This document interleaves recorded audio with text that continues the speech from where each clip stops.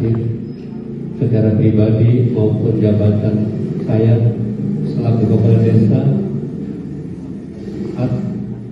atas kegaduhan yang terjadi di Desa Pohon.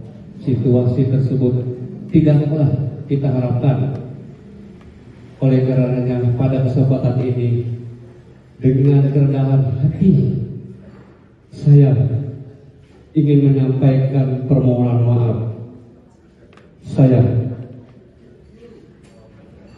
yang terdalam khusus kepada warga Desa Pohon dan serta seluruh warga negara Indonesia yang ikut serta mengamati, menginvestasi dari kegaduhan yang ada. Dalam kesempatan ini ingin saya sampaikan bahwa saya juga adalah korban dari perbuatan yang dilakukan oleh pihak lain. Tentunya ini terjadi akibat dari kekurangan pengetahuan dan tidak kehati-hatian yang saya dapat lakukan pelayanan publik di Desa Pohon. Evaluasi akan dilakukan agar hal-hal buruk dalam pelayanan masyarakat Desa Pohon di kemudian hari tidak terulang lagi.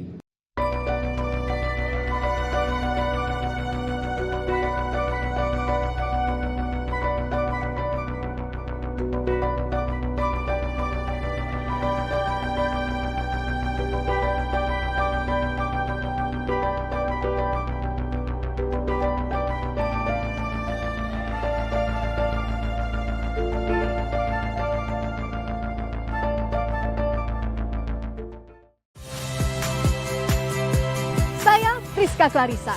Saksikan program-program Kompas TV melalui siaran digital, pay TV, dan media streaming lainnya. Kompas TV, independen, terpercaya.